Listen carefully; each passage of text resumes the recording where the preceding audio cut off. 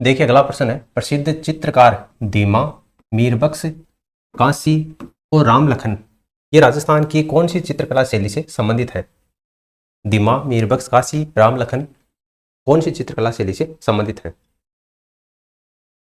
देखिए ये जो मीरबख्श नाम का चित्रकार है, इसने कुछ प्रमुख चित्र बनाए हैं, जिसमें आपका भगवान श्री राम का चित्र है, इसके अलावा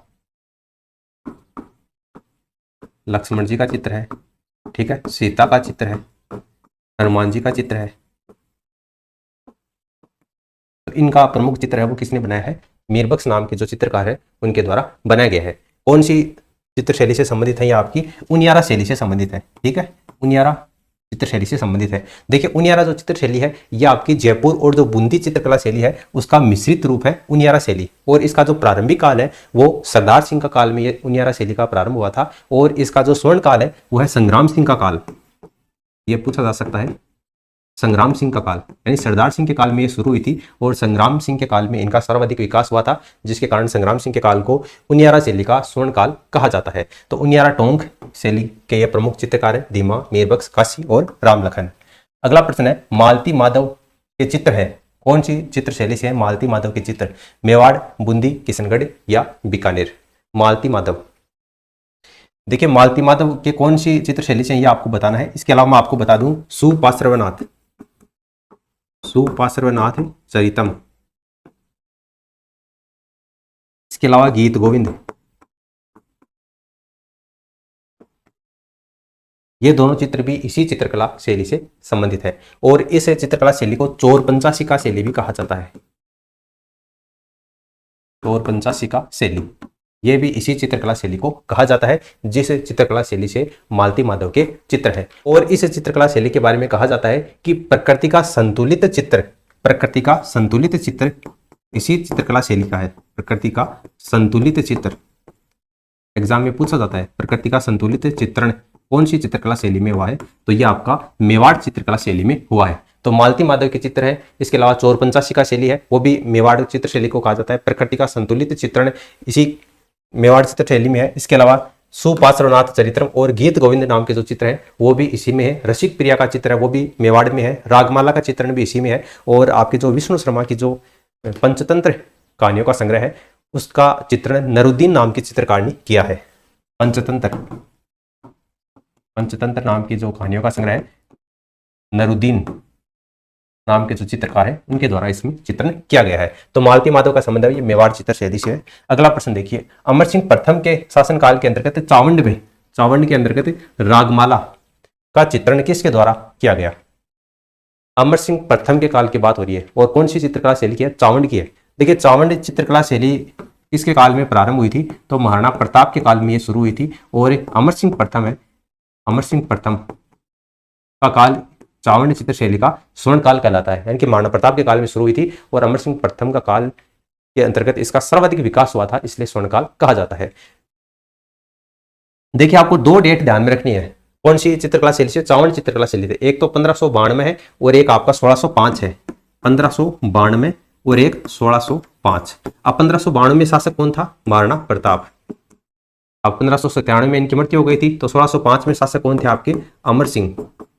अमर सिंह प्रथम, ये 1605 में शासक थे।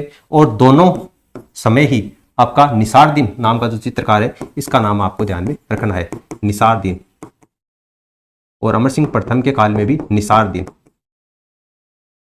अब आपको ध्यान देने योग्य बात यह है कि महाराणा प्रताप के काल में तो इस निसारदीन नाम का जो चित्रकार है इसने ढोलामारू का चित्रण किया है, ढोलामारू। और अमर सिंह के काल में इसने रागमाला सेठ का चित्रण किया है। तो ये आपका एग्जाम में पूछी जाती है। हालांकि ढोलामारू का जो चित्रण है यह आपकी जोधपुर चित्रशैली, मारवाड़ चित्रशैली में भी देखने को मिलता है, लेकिन यहाँ पर निसारदीन नाम का जो चित्रकार है उसने महाराणा प्रताप के समय में 1592 में ढोलामारू का चित्रण किया है। तो आपको यही पूछा गया था अमर सिंह प्रथम के शासनकाल में चावंड में रागमाला सेठ या फिर रागमाला का चित्रण किसके द्वारा किया गया था? तो निसारदीन नाम के जो चित्रकार है उनके द्वारा किया गया था। तो ऑप्शन सेकंड इसका आंसर हो जाएगा। फिर अगला प्रश्न है पिछवाई। हालांकि ये प्रश्न इजी है, काफी एग्जाम में पूछा जाता है, इसलिए मैंने यहाँ पर इंक्लूड कर लिया है क्योंकि बहुत बार एग्जाम में रिपीट होता है। 2022, 18, 19 18 19 18 22 आप देख सकते हैं। यहाँ पर लगातार एग्जाम में पूछा जाता है। पिछवाई चित्रण है वो नाथ द्वारा चित्रशैली से संबंधित है और भगवान श्री कृष्ण से संबंधित इसमें चित्र बनाए जाते हैं पिछवाई चित्रकला शैली में। यानी कहने का मतलब है कि ये जो नाथ द्वारा शैली है ये आपके भगवान श्री कृष्ण की चित्रशैली अपन इसको बोल सकते हैं। इसके अंतर्गत केले का वृक्ष का चित्रण है वो बहुतायत में बनाया जाता है और गाय का चित्रण भी इसमें किया जाता है। इसके अलावा इसके कुछ प्रमुख चित्रकार हैं, जैसे आपका नारायण है, घासीलाल है, चतुर्भुज है। ये आपको देखिए लिख देता हूं मैं, नारायण चतुर्भुज, घासीलाल, ये 3 चित्रकार तो आपको कम से कम याद रखने ही है, एग्जाम में पूछा जाता है। पिछवाई आजकल कम पूछा जाने लग गया है क्योंकि ये बहुत आसान क्वेश्चन हो गया। ये पूछा जाता है नारायण चतुर्भुज और घासीलाल जो चित्रकार है इनका संबंध किस चित्रकला शैली से है, तो ये आपका नाथ द्वारा चित्रकला शैली से है। फिर देखिए अगला प्रश्न है, कौन सा हस्तशिल्प और कौन से स्थान से सही सुमेलित नहीं है, यानी कि असुमेलित कौन सा है वो आपको इसमें बताना है। देखिए बंधेज कला यानी कि टाई एंड डाई, इसका संबंध किससे है? जयपुर से है, बिल्कुल सही दे रखा है आपको, ये सही है। मसूरिया साड़ी, कैथून कोटा, बिल्कुल कैथून कोटा सही है। इसके अलावा लकड़ी के खिलौने का संबंध कहां से है? बस्सी चित्तौड़गढ़ से है, ये भी आपको सही दे रखा है। तारकसी का काम उदयपुर, ये गलत है। तारकसी का काम उदयपुर न होकर आपका कहां से है? नाथ द्वारा, और नाथ द्वारा राजसमंद में है, यानी कि राजसमंद, ठीक है। तो तारकसी का काम है ये उदयपुर में नहीं किया जाता बल्कि नाथ द्वारा में किया जाता है। तो असुमेलित आपको पूछा गया था तो आपको यहाँ पर करना। देखिए तारकसी होती क्या है? जो आपके चांदी के आभूषण होते हैं उसमें रंग भराई की जाती है, उसी को किस नाम से जाना जाता है? तारकसी के नाम से जानते हैं। यहाँ पर आपको नाथ द्वारा होगा, या फिर अगर आपको नाथ द्वारा कभी ऑप्शन में न दिया हुआ मिले तो रेनवाल, और रेनवाल कहाँ पर है? जयपुर। तो यहाँ पर भी तारकसी का कार्य है वो मुख्य रूप से किया जाता है। तो नाथ द्वारा राजसमंद और रेनवाल जयपुर, ये 2 आपको जगह है, ये तारकसी के काम के लिए आपको ध्यान में रखनी है। इसके अलावा आपको थेवा कला, यहाँ पर प्रसंग साथ में आ गया इसलिए बता देता हूँ, थेवा कला का संबंध वो कहां से? आपका प्रतापगढ़ से है, ये भी आपको ध्यान में रखना है। फिर देखिए अगला प्रश्न है, डैश फड़ चित्रण के लिए जाना जाता है। फड़ चित्रण के लिए इसको जाना जाता है, कौन सा स्थान है जिसको फड़ चित्रण के लिए जाना जाता है? शाहपुरा, नाथ द्वारा, चित्तौड़गढ़ या किशनगढ़? आरपीएससी वन रक्षक 2020 में ये क्वेश्चन पूछा जा चुका है फड़ चित्रण के लिए। देखिए फड़ चित्रण के लिए आपका शाहपुरा भीलवाड़ा जो स्थान है, शाहपुरा अभी वर्तमान में अलग जिला बन चुका है, तो शाहपुरा जो जिला है ये आपका फड़ चित्रण के लिए जाना जाता है। अब देखिए थोड़ी सी चीजें हैं जो आप सुन लीजिए, एग्जाम के दृष्टिकोण से इंपॉर्टेंट है। फड़ क्या होती है? फड़ चित्रण क्या होता है? सूती या फिर जो रेजी कपड़ा होता है इसके ऊपर किसी भी लोक देवी या लोक देवता या कोई भी ऐतिहासिक व्यक्तित्व हो सकता है, कोई ऐतिहासिक स्थल हो सकता है, उसकी जानकारी को अंकित करना कौन से कपड़े पर? सूती या रेजी के कपड़े पर, वही आपकी फड़ चित्रण कहलाती है। कोई भी व्यक्ति हो सकता है, जैसे जो महाराणा प्रताप की फड़ है उसका चित्रण हो सकता है, अमिताभ बच्चन की फड़ है उसका चित्रण हो सकता है। अमिताभ बच्चन की फड़ का तो चित्रण किया भी जा चुका है। अमिताभ बच्चन की फड़ का चित्रण किसने किया था?